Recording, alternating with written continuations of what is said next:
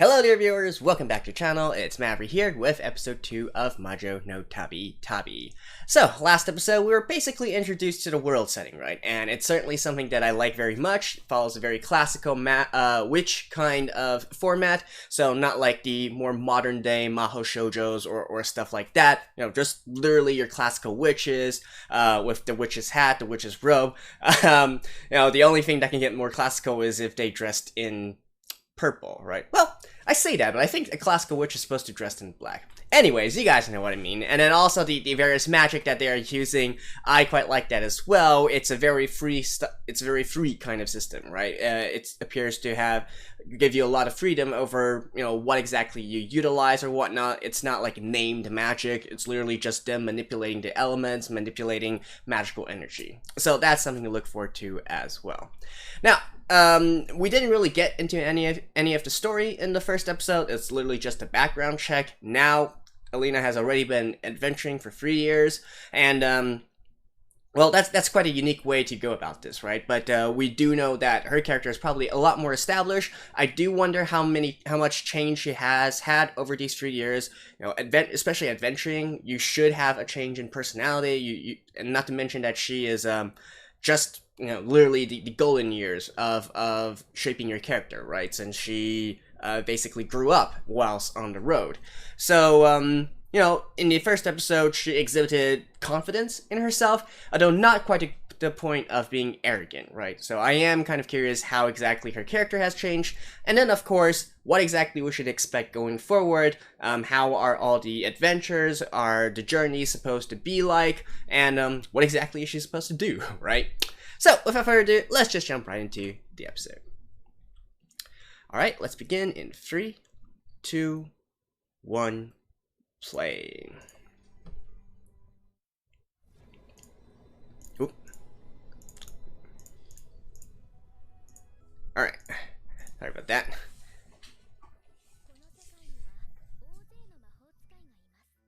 Mm-hmm.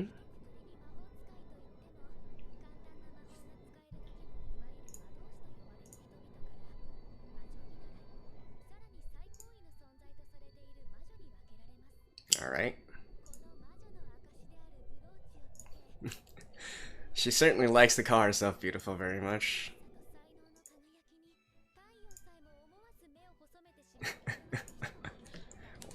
Wow. I guess she kept her confidence, I guess you could say. Ooh, the opening.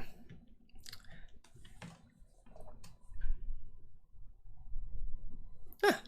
Quite a cute little song already.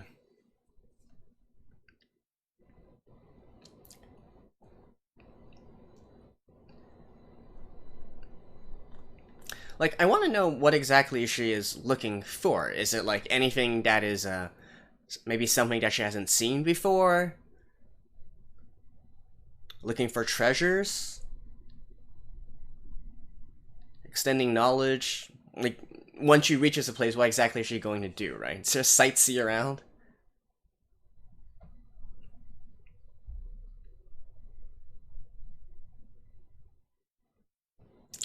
Lurico. Okay.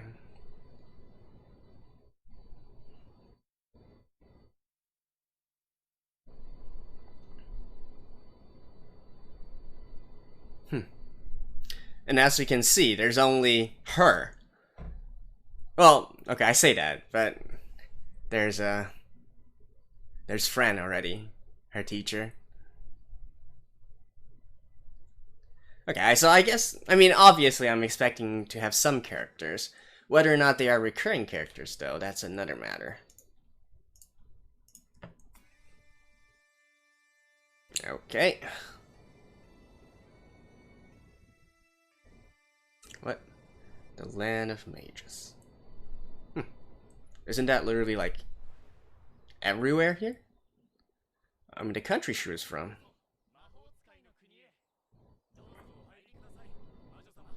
Oh, it's literally.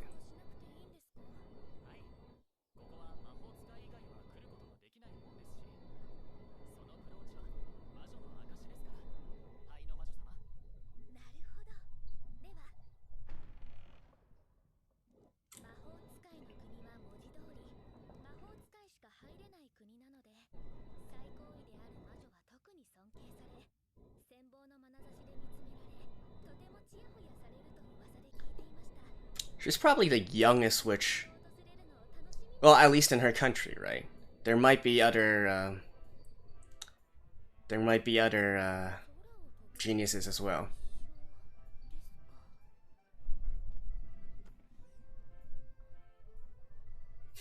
Wow, look at all these witches here.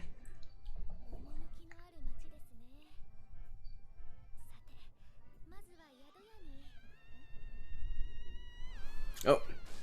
Oh. Ooh. Okay, I guess the witch, being a witch also grants you a much better constitution.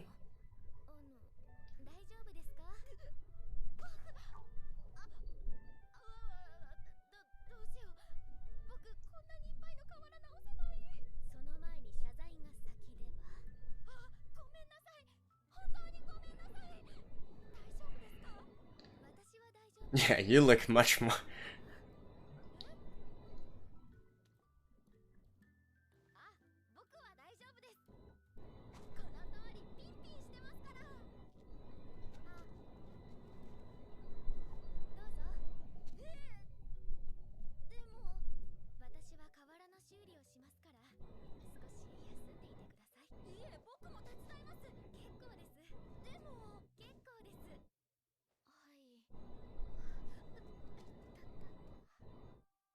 Yeah, just use magic to repair it, I guess. So I'm guessing that girl is probably not a witch.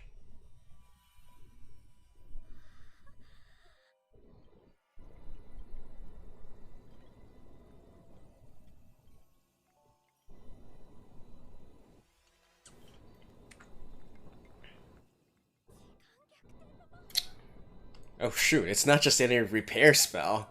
It's a time reversing spell.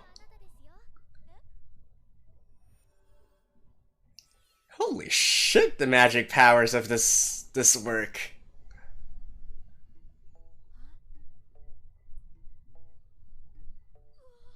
Like, I think it's one thing to use healing magic or repairing magic. And it's normal?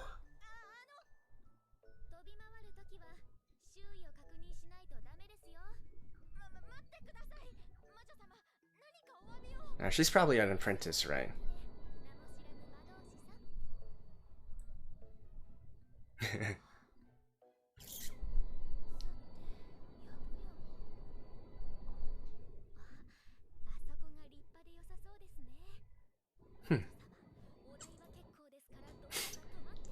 Oh yeah, how do you make money, girl?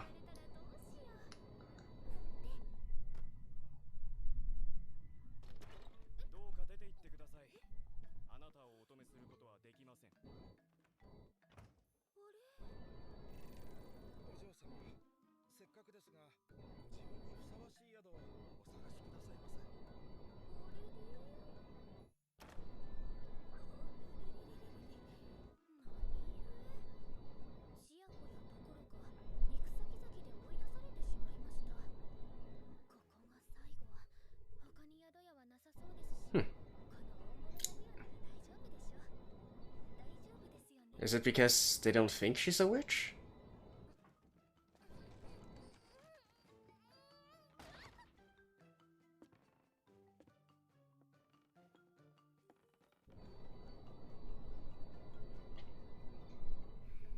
Oh.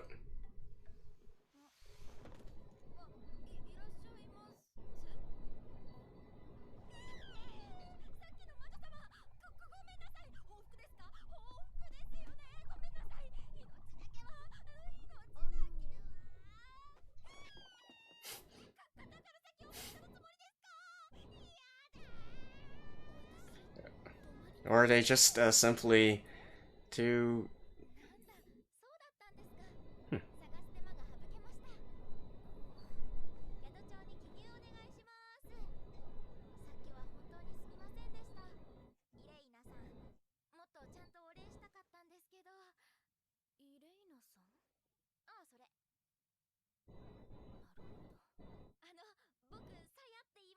Okay, Saya. Give her information.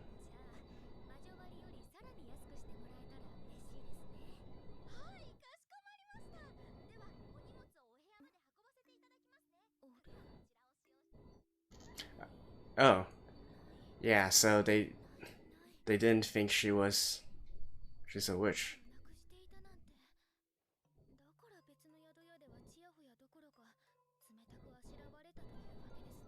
Hmm.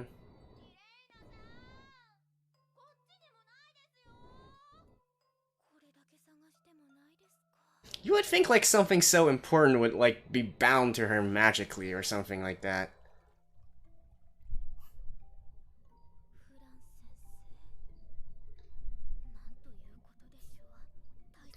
Like, with all the magic they can do, and they can literally lose their status if they lose that little piece of thing.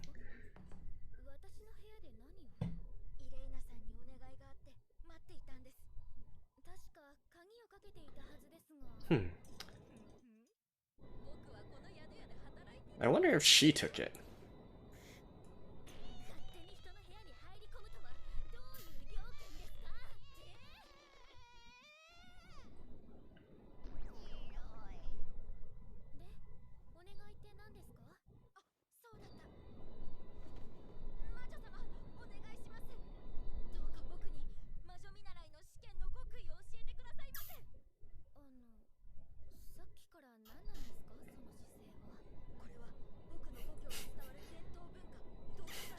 Okay, so you come from Japan? Then again, witches are a Western thing. At least this kind of classical witch anyways. With the shaped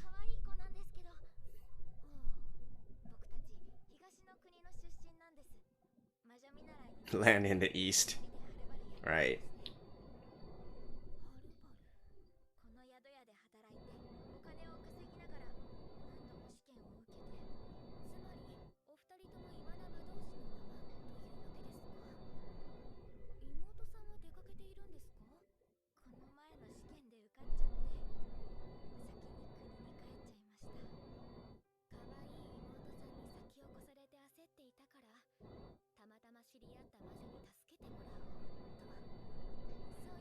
I mean, there's lots of witches here. Couldn't you have asked, like, literally anyone? What you been doing over here?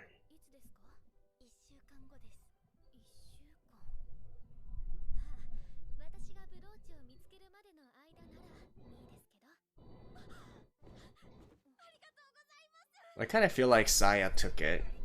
Am I the only one that thinks this way? Am I too untrusting of people?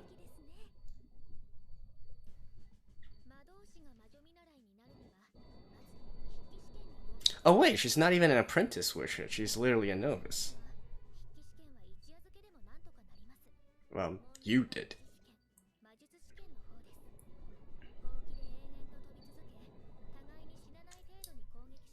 Oh yeah, you do have to pass a test to become an apprentice witch, right? Elena managed to become the youngest apprentice witch from her country.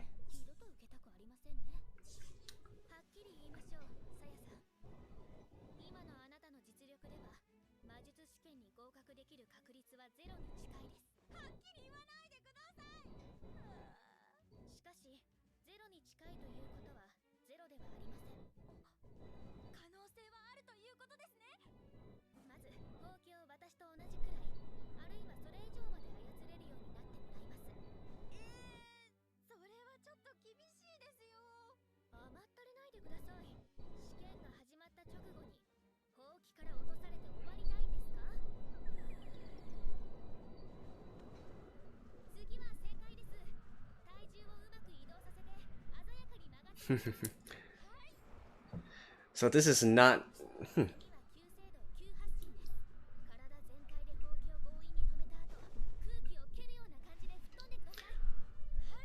I guess broom manipulation is actually a separate kind of skill, rather than just magical ability, eh?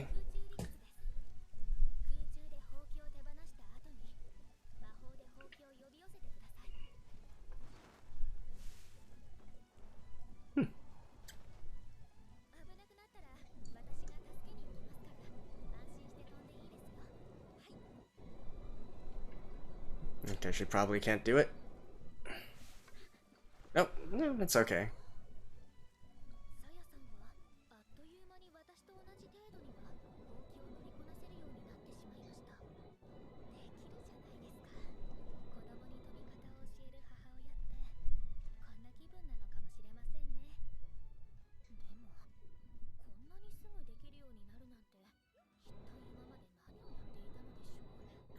good question.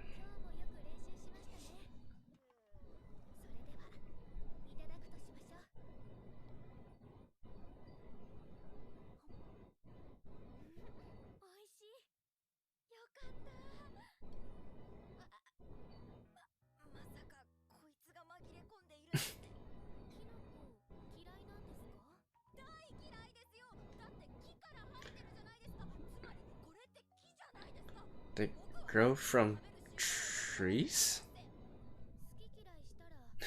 And I like how Elena is just doing everything to her as Fran did to her. I mean, it's kind of quick though, this sort of pacing. She literally, in the last episode, we just saw her, you know, getting taught by Fran, and now she's already teaching somebody else.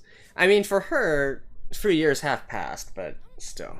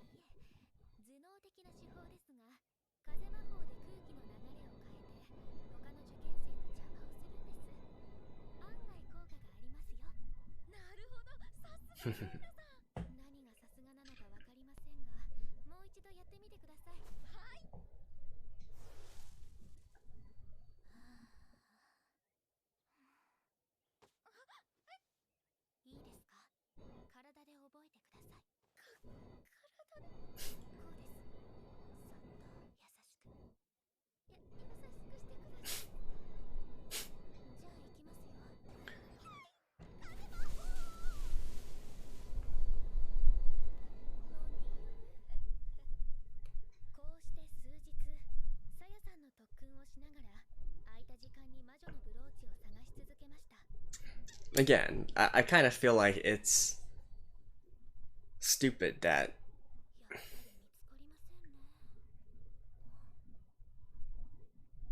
Oh, is it her?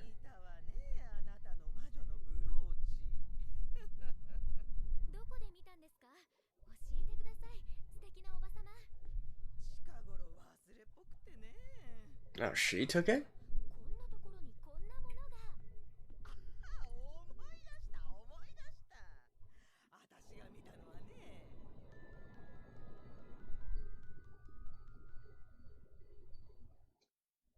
Okay, yeah, Saya took it.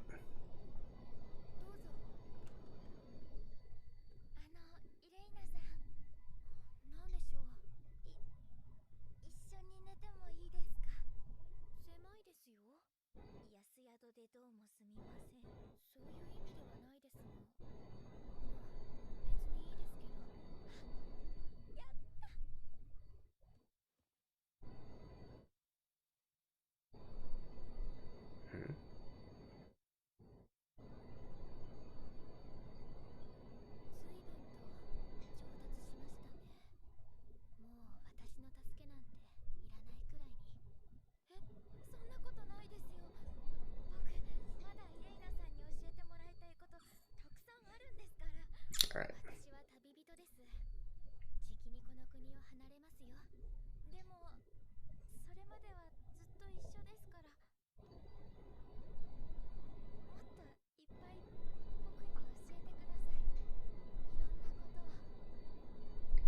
What is your problem, Saya?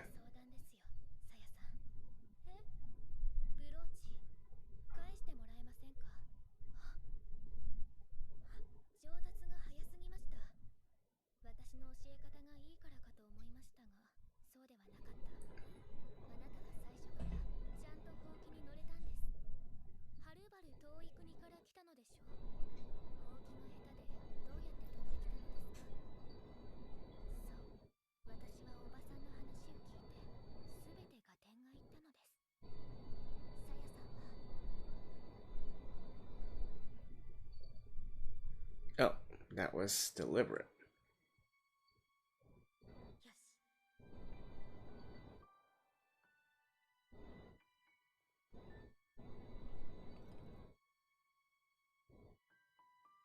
But what were you trying to do, though?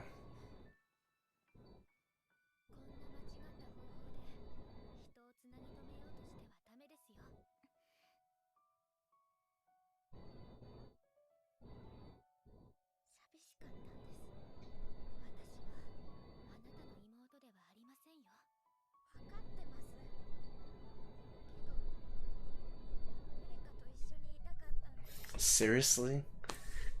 That's...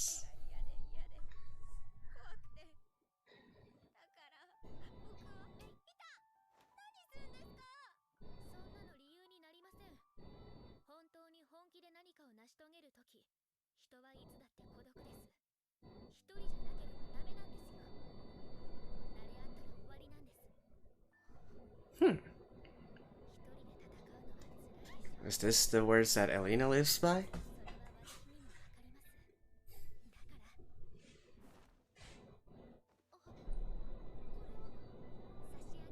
Oh, it's her spare.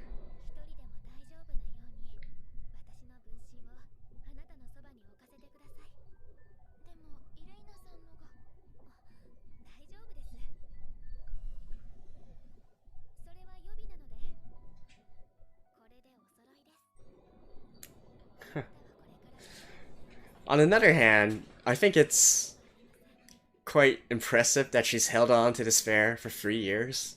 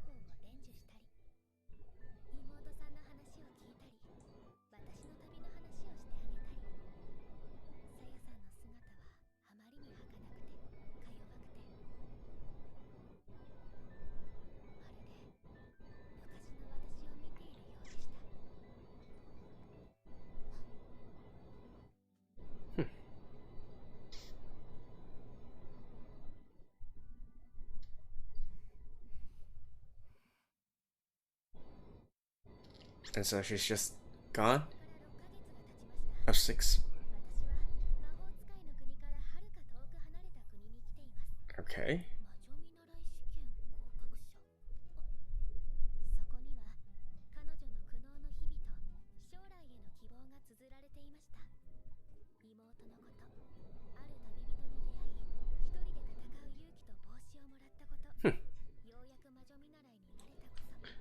So passing the exams actually allow you to get written in newspapers?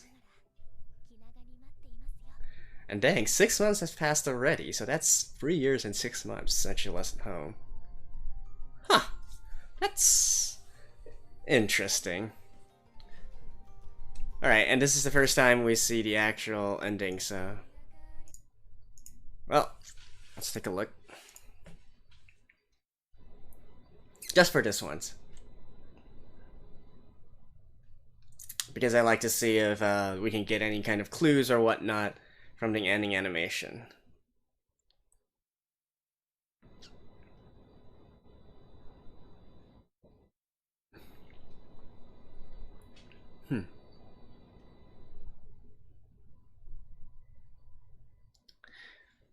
I'm a little bit conflicted about what happened in this episode, to be honest. Journey Hyrule no Saga. A Grey Saga?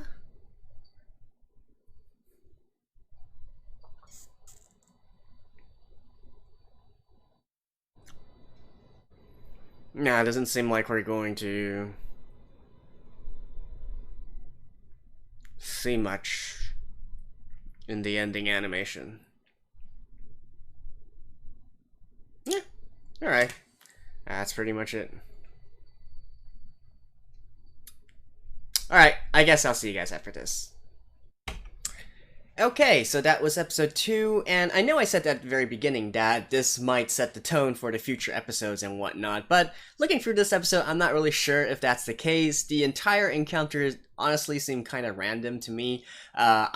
There's definitely a lot of things that I want to comment on in terms of Saya's character, like for instance, I don't really think that was the brightest idea, to do something like that. There's so many unknowns that could happen. Like, look, I get it, alright? You came from a faraway place, you're lonely, you're homesick, etc., etc. Why couldn't you find a friend within the city itself, right? If this is some place where you are going to stay for a long time. Why lock on to a traveler like Elena, who obviously needs to go somewhere herself, right?